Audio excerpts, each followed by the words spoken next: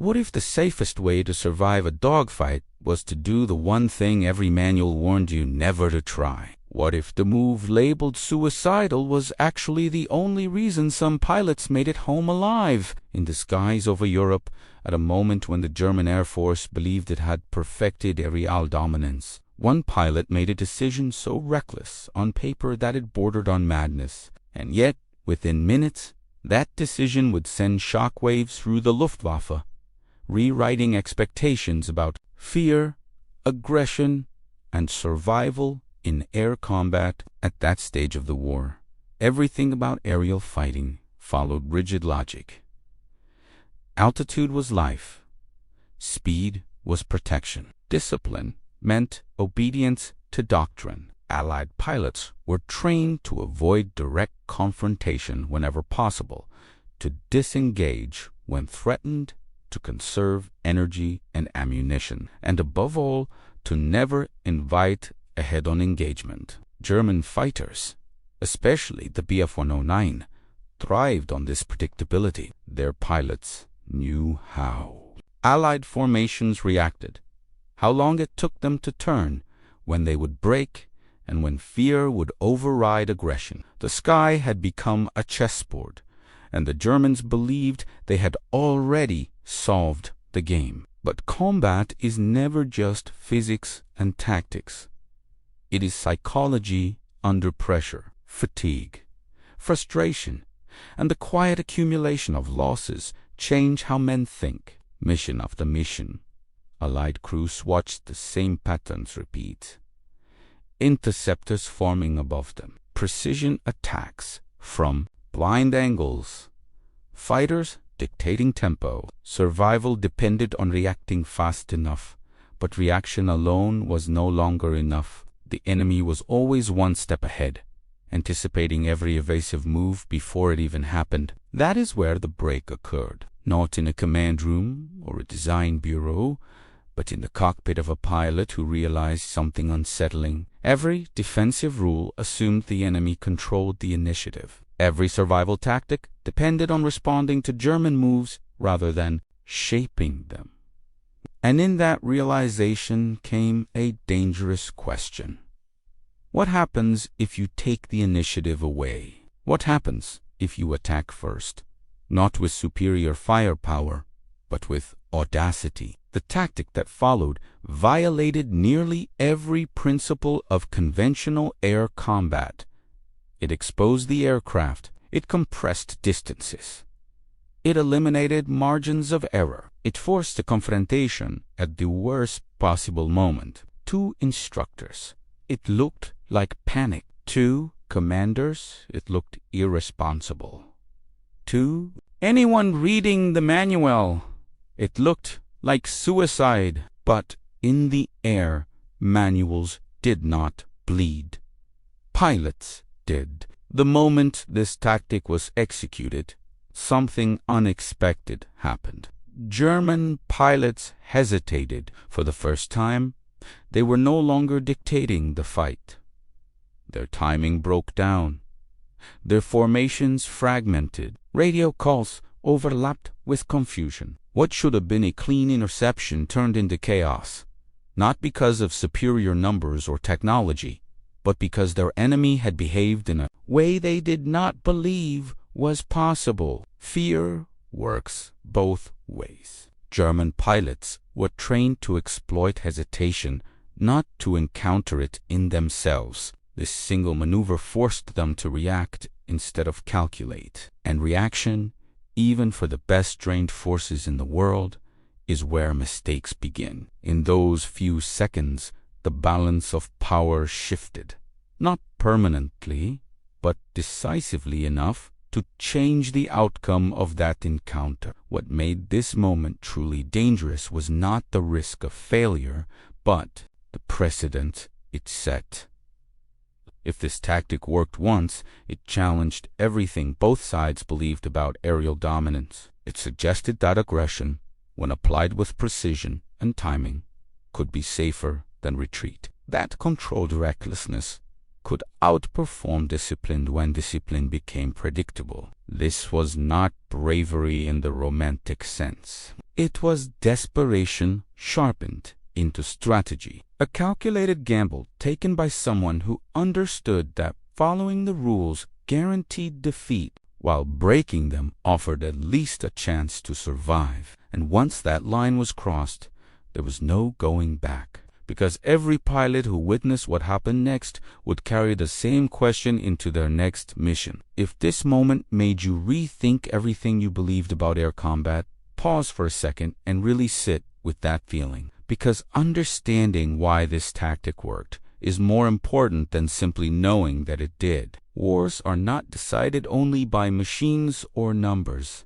but by moments when someone sees the battlefield differently and acts before everyone else catches up. That kind of understanding changes how you see history itself. If you are following this story closely, leave a comment right now with the word audacity so I know you are still with me and thinking through what this decision truly meant. Hitting the like button helps this story reach people who never hear about these turning points, and subscribing ensures you do not miss the next piece of this unfolding chain of events, where doctrine, fear, and innovation collide in ways most history books never explain. For years, Allied pilots were taught that survival depended on discipline, restraint, and strict obedience to doctrine. Every training manual, every briefing, every instructor repeated the same principles until they became instinct. Never bleed speed unnecessarily. Never commute to a head-on engagement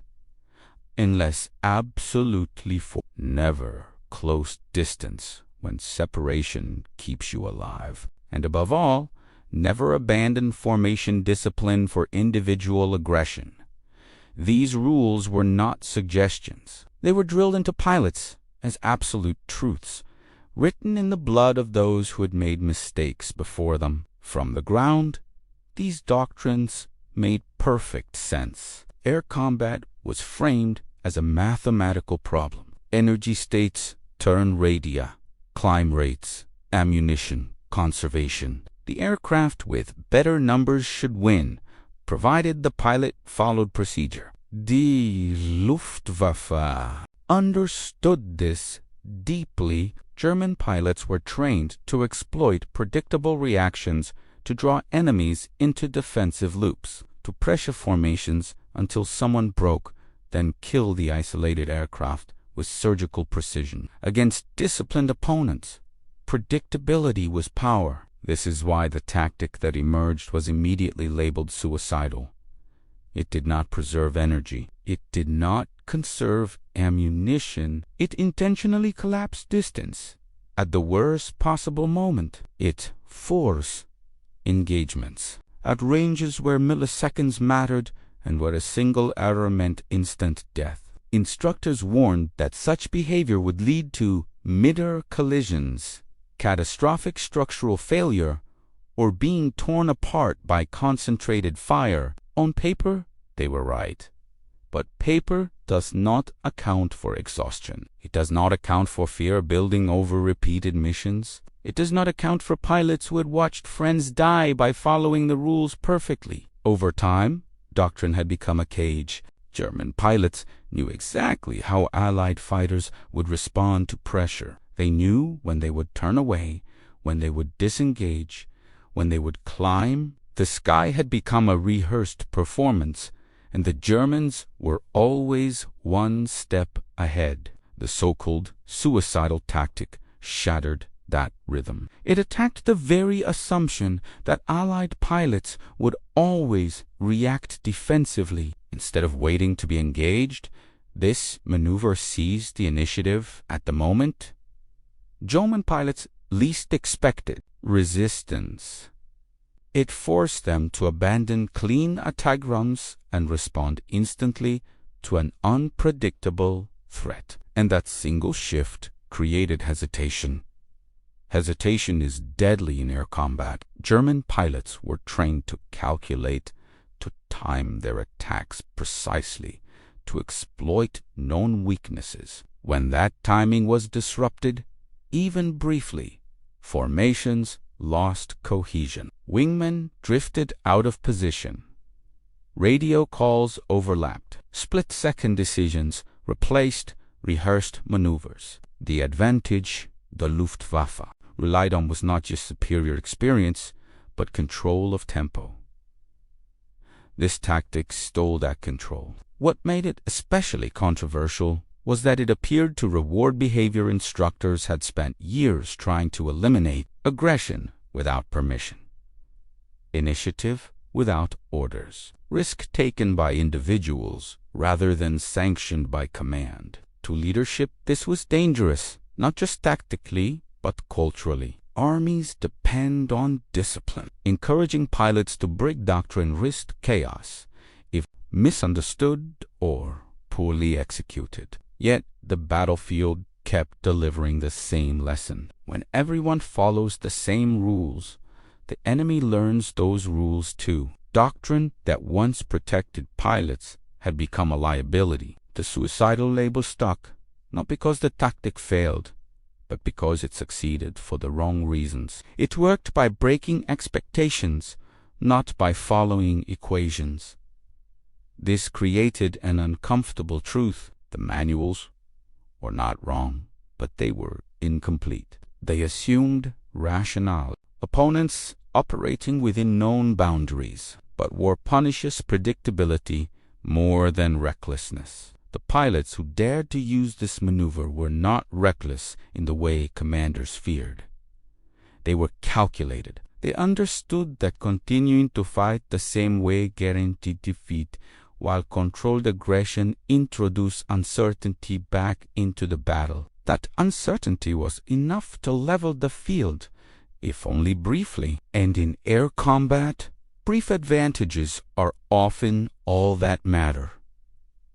Seconds decide survival. A single disrupted attack can save an entire formation. A single moment of confusion can flip the outcome of a mission. By challenging doctrine, this tactic exposed something deeper: the difference between rules designed to minimize loss and actions required to win, between safety in theory and survival in practice. And once pilots began to see that difference, the question was no longer whether the tactic was suicidal. The real question became far more dangerous. How many other rules were silently getting pilots killed? At that moment in the war, German pilots did not merely believe they controlled the skies. They knew it. Years of uninterrupted success had reinforced a sense of inevitability. The Luftwaffe had refined interception into a science, one built on anticipation rather than reaction. Allied formations were predictable. Their escorts followed patterns. Their evasive maneuvers repeated themselves with almost mechanical precision. German pilots did not hunt blindly. They arrived already knowing how the fight would unfold. From the German perspective, air combat had become less about improvisation and more about execution. Spot the formation, climb above it, position with the sun at your back, force defensive reactions, isolate the slow or hesitant aircraft, destroy it, withdraw before escorts could respond. Every step relied on the assumption that the enemy would behave rationally, defensively, and cautiously. And for months, that assumption held true. This confidence shaped everything. German pilots attacked with calm aggression, not desperation. They trusted their experience, their aircraft, and their tactical doctrine. They knew Allied pilots were trained to avoid unnecessary risk. That knowledge alone gave them psychological superiority. When you can predict fear, you can weaponize it. German pilots waited for the moment hesitation crept in. The instant an Allied pilot chose safety over initiative, that was when kills happened. Radio transcripts and post-mission reports from this period reveal something striking. German pilots frequently described Allied aircraft as reactive rather than threatening. Escorts were obstacles, not predators. Bombers were targets that could be shaped, pressured, and broken apart. There was rarely surprise, rarely panic, rarely uncertainty. The system worked because everyone played their expected role. Then the unexpected happened. When Allied pilots began using the so-called suicidal tactic, it shattered a core assumption German pilots relied on.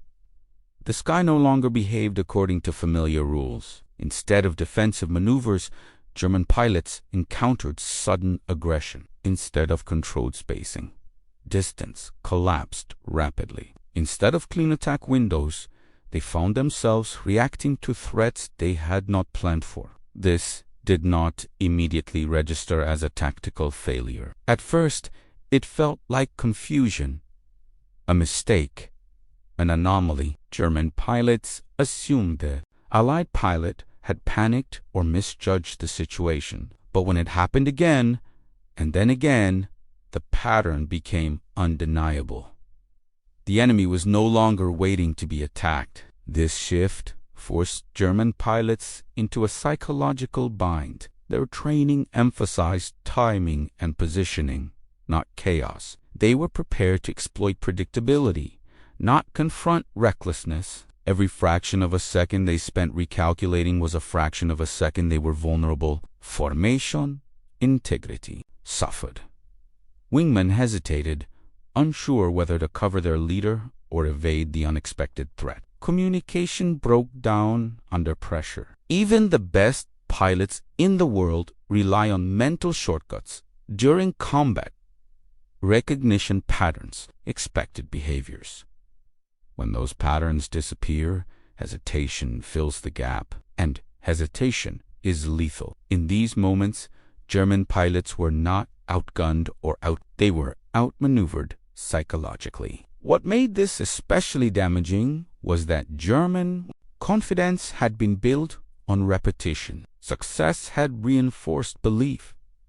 Belief had hardened into expectation, and expectation had turned into dependency. The Luftwaffe did not just lose aircraft in these encounters.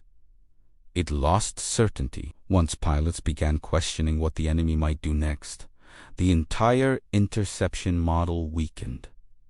Fear returned to the cockpit. Not fear of being shot down, but fear of not understanding the fight. Fear that the rules had changed without warning.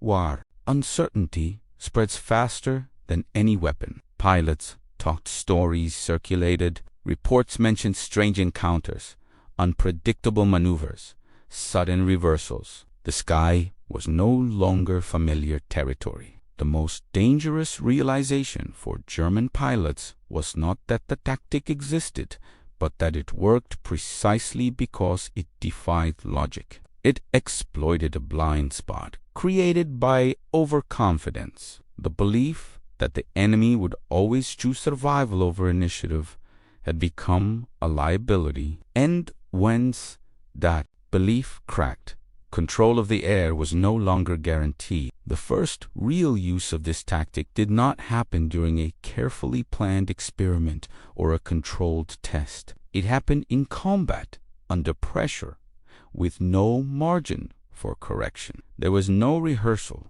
no briefing that explained what was about to occur. Only a pilot, airborne, surrounded by enemy fighters, realizing that following the standard response would lead to the same outcome it always did: losses.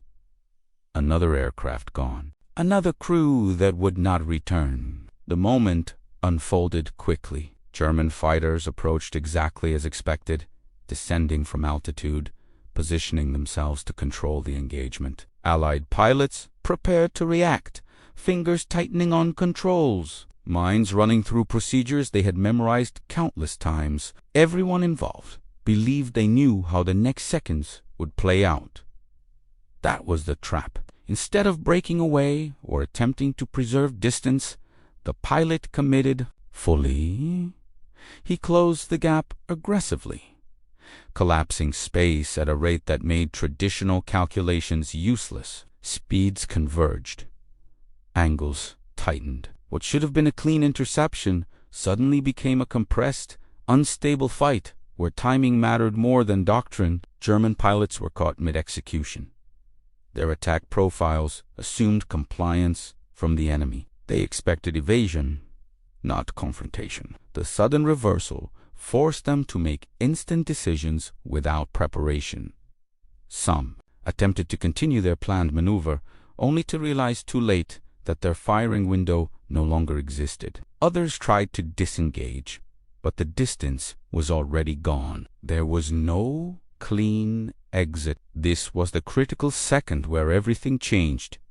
Radios filled with overlapping transmissions. Wingman lost spacing. Formation leaders broke instinctively, abandoning coordinated attacks to avoid collision or unexpected fire. What should have been a disciplined strike dissolved into individual survival attempts. The tactic worked not because it was flawless, but because it attacked the enemy's decision-making process. German pilots were trained to exploit predictable responses. When that predictability vanished, so did their advantage. They were forced to react instead of execute, and reaction always carries delay. In the chaos, something else became clear. German aircraft that relied on maintaining position and spacing suddenly found themselves vulnerable. The engagement, distances that favored their weapons and tactics disappeared. The fight moved into a zone where precision mattered more than planning,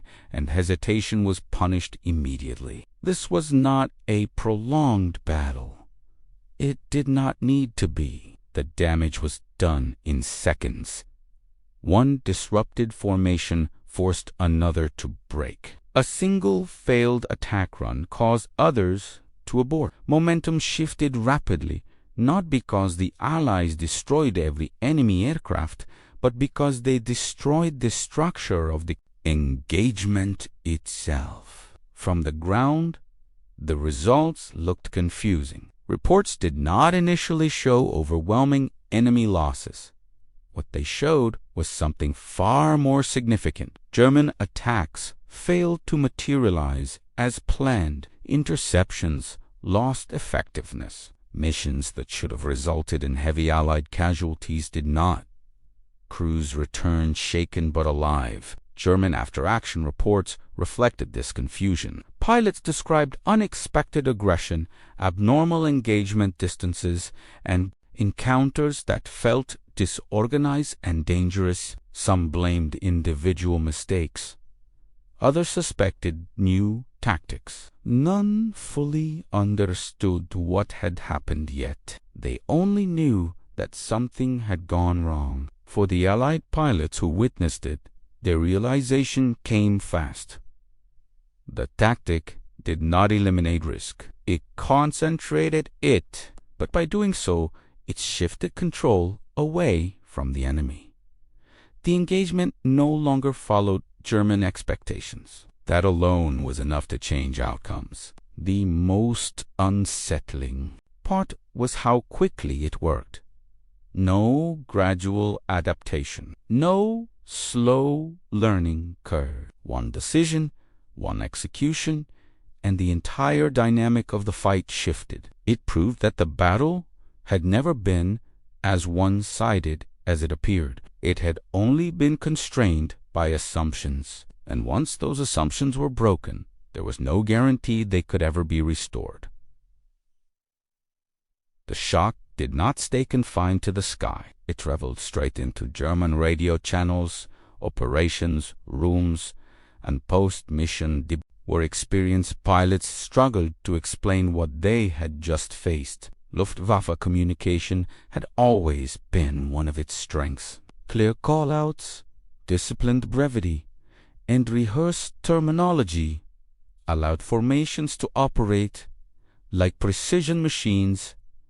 But during these encounters, that system fractured. Radio recordings and reconstructed reports reveal a sudden shift in tone. Calm instructions gave way to overlapping voices. Wingman spoke over leaders. Calls for spacing collided with warnings of imminent collision. Instead of describing targets with clarity, pilots described confusion. Positions became uncertain.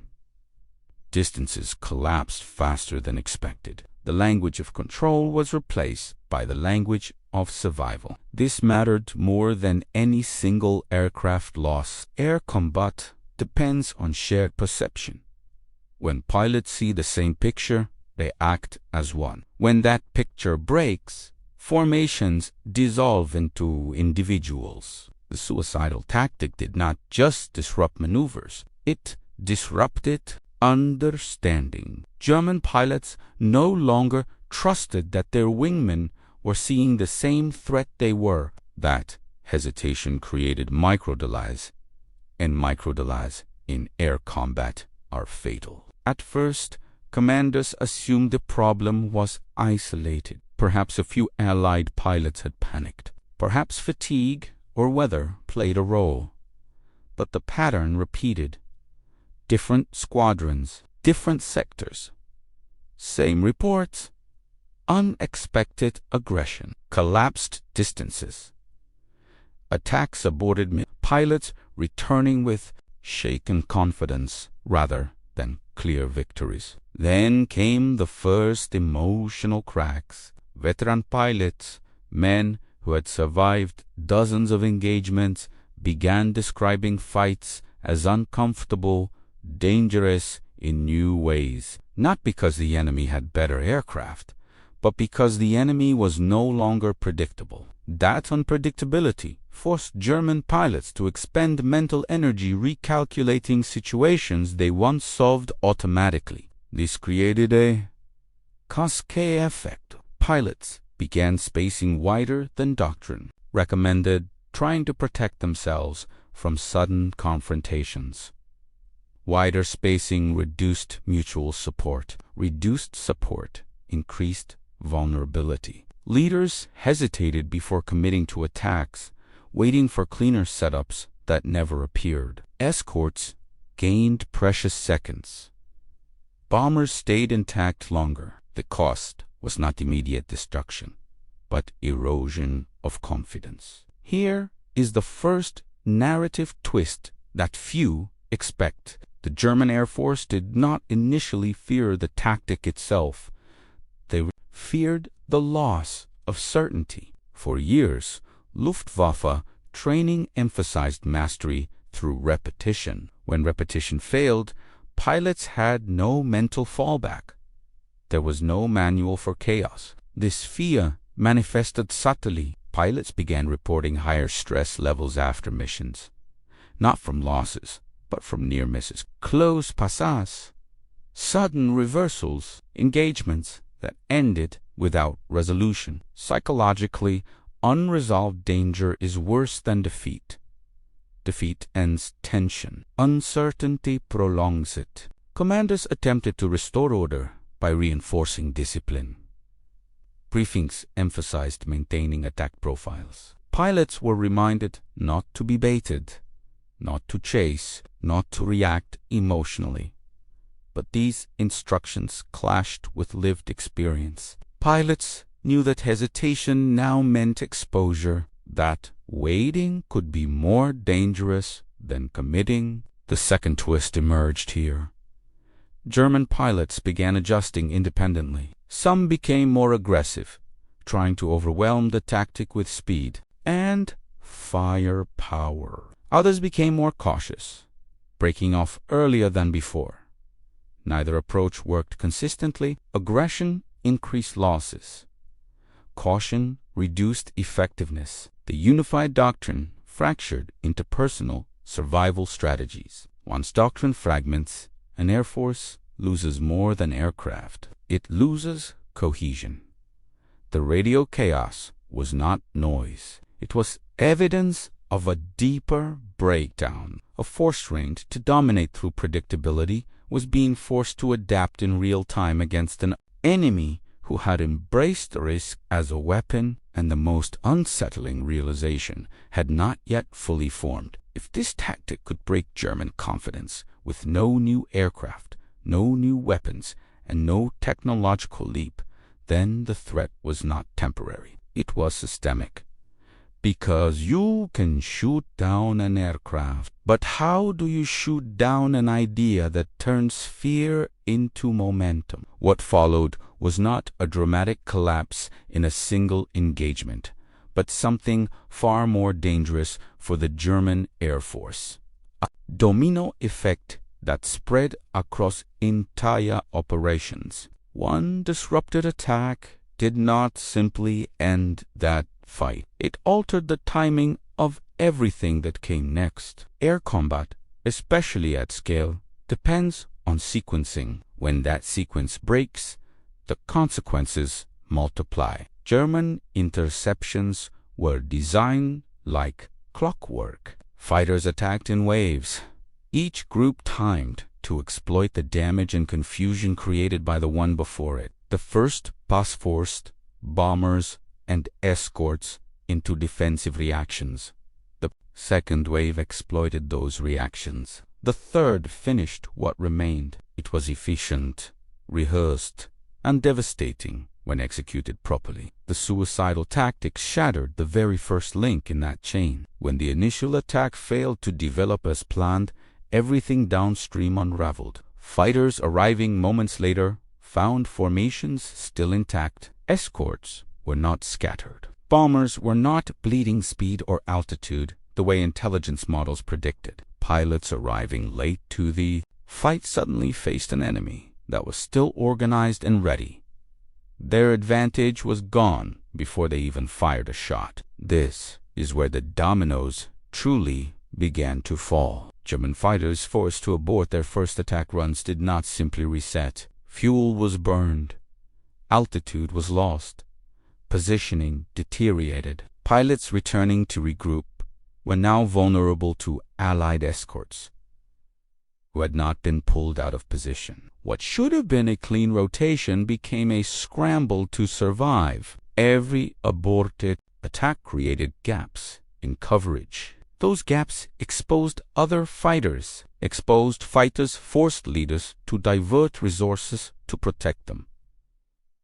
Protection diluted offensive power. Diluted offense reduced pressure on elite formations. Reduced pressure allowed bombers to hold tighter defensive boxers, and tight boxers were far harder to break. The most critical insight here is that the tactic did not need to destroy enemy aircraft in large numbers to be effective. It only needed to disrupt timing. In air warfare, timing is everything. A delay of seconds can negate an entire attack plan. When that delay repeats across multiple engagements, it compounds into strategic failure. German mission reports from this period show a subtle but consistent shift. Fewer coordinated attacks, more fragmented engagements, increased fuel consumption with fewer results. Pilots returning early without clear explanations. Commanders noticed the symptoms before they understood the cause. Something was draining effectiveness from their operations. This is where another narrative turn emerges. The Luftwaffe still had skilled pilots, still had capable aircraft, still had numerical presence in many engagements.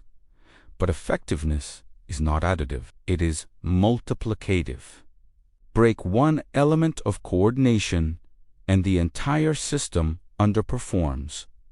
Allied pilots quickly sensed this change. They noticed fewer sustained attacks, more hesitation, more aborted runs. The sky felt different, not safer, but less oppressive. The constant pressure eased, just enough for crews to breathe, to think, to maintain formation longer. That extra time saved lives. Here is the part that often gets overlooked. Once a tactic proves capable of disrupting enemy coordination, the enemy is forced to react at a higher level. They must change briefings, alter timing, adjust formations. Those changes take time.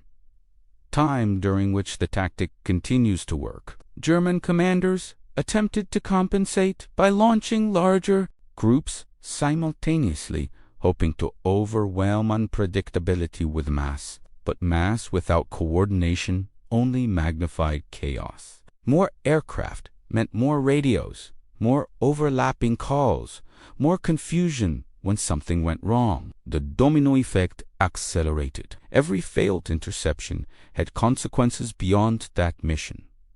Morale dipped, confidence eroded. Pilots questioned briefings before takeoff. Leaders spent more time explaining than commanding. In war, the side that explains more is already on the defensive. And all of this traced back to a single choice made in the air. One decision that forced the enemy to react instead of execute. One disruption that multiplied across operations like a spreading crack in glass. The tactic did not win the air war on its own, but it tilted the balance just enough, often at the most critical moments. This is how wars actually turn, not through instant collapse, but through accumulated disruption, through small breaks that grow larger with every repetition, through dominoes that keep falling long after the first one is pushed. And as this effect became impossible to ignore, the pressure shifted upward, because now the question was no longer what pilots were doing in the sky. It was how long the High Command could afford to pretend nothing had changed. The response from the German High Command was slow, cautious, and dangerously misaligned with what was happening in the air. From headquarters, the data did not look catastrophic. Losses were not spiking dramatically. Aircraft production remained stable. Pilots were still returning. On paper, the system appeared intact, and that illusion delayed the reaction that might have contained the problem early. German doctrine had been built on the belief that air combat outcomes could be managed through discipline and refinement, not radical change. When reports described confusion, aborted attacks, and unexpected aggression, commanders initially framed them as execution errors rather than systemic threats. The assumption was simple. If pilots adhered more strictly to doctrine, the problem would resolve itself.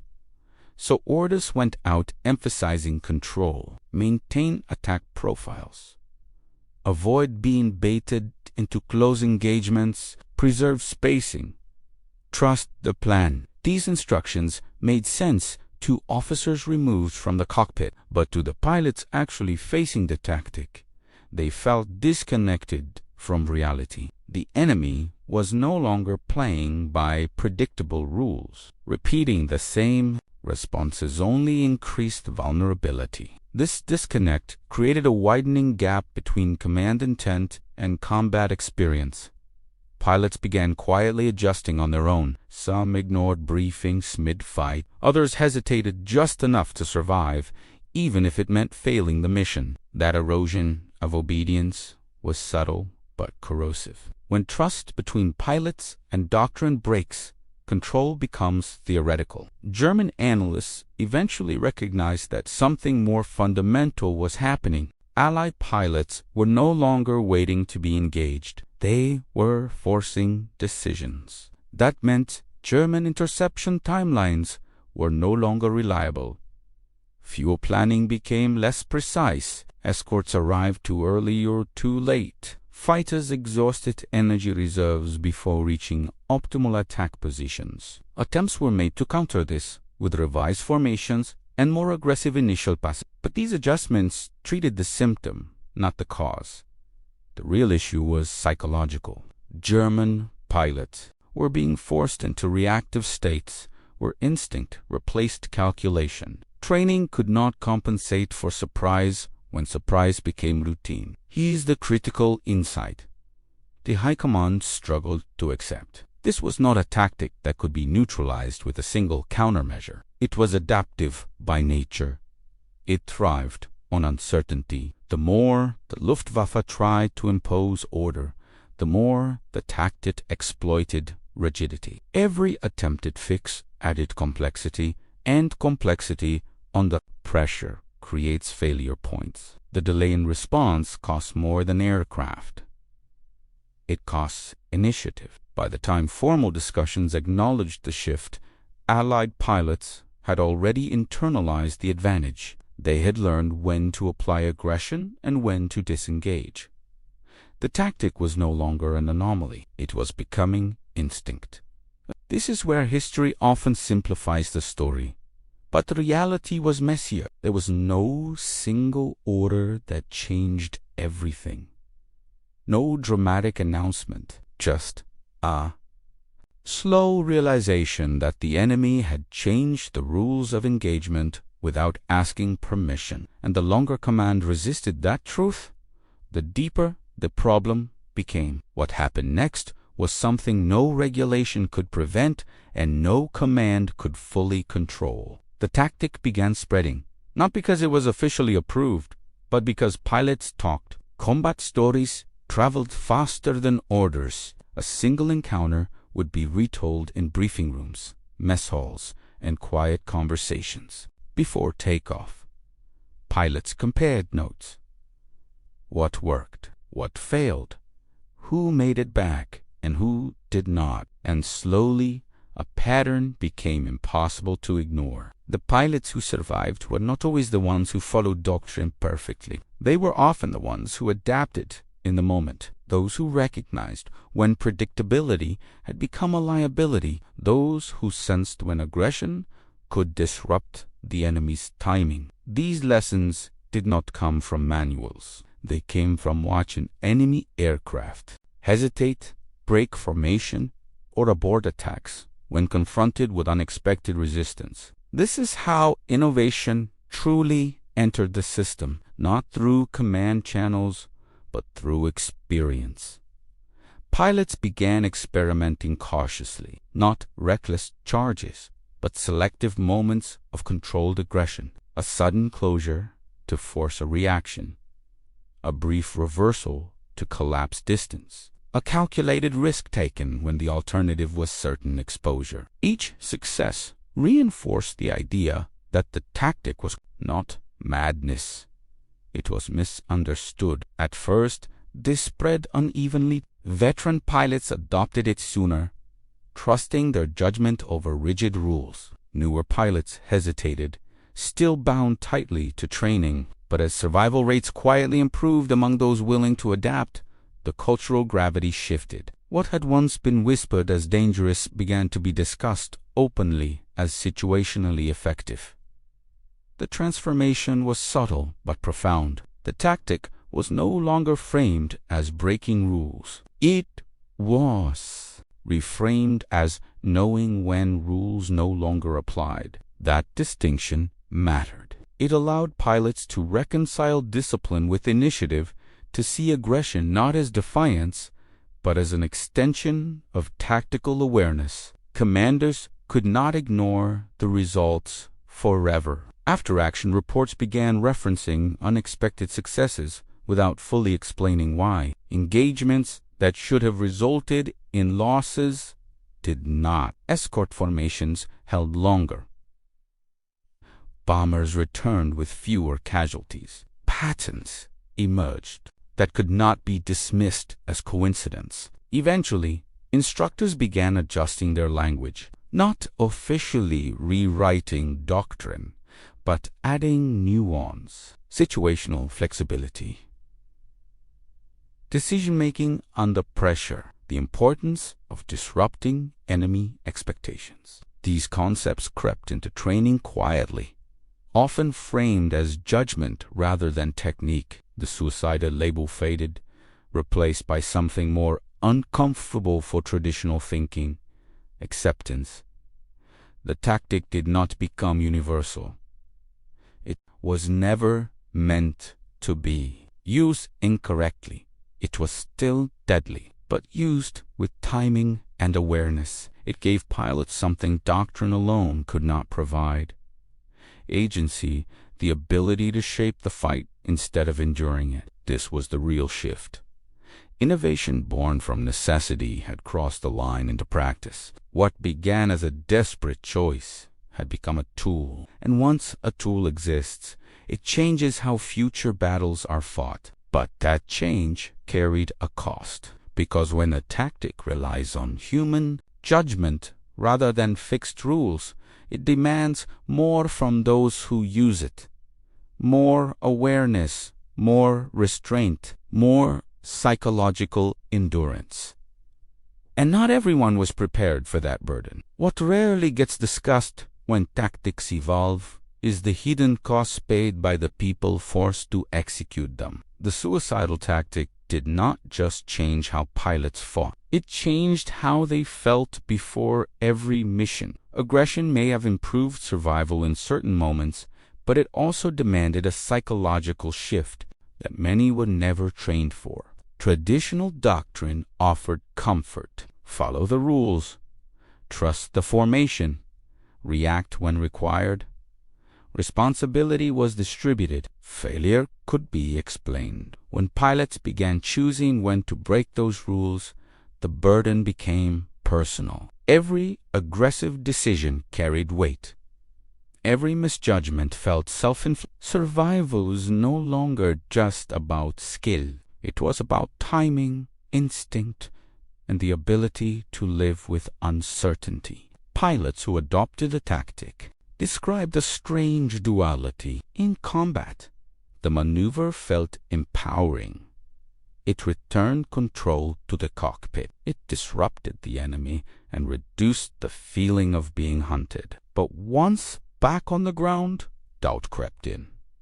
Had they taken unnecessary risks? Would the tactic work again?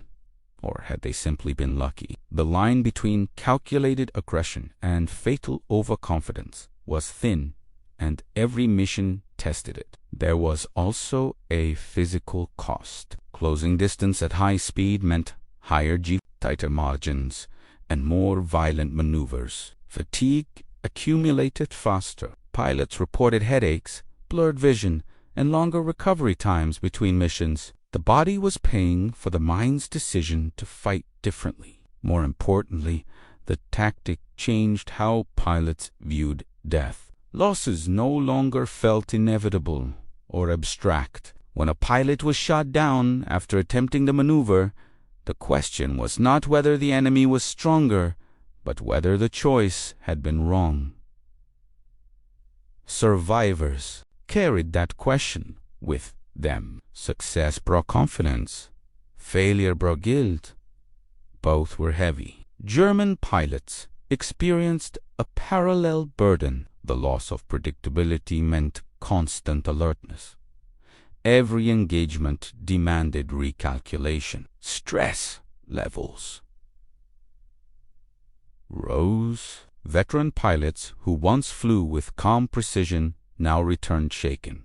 Not because they had lost, but because they had nearly lost control of the fight. The psychological strain of fighting an enemy who refused to behave as expected was exhausting. This mutual pressure reshaped air combat on both sides.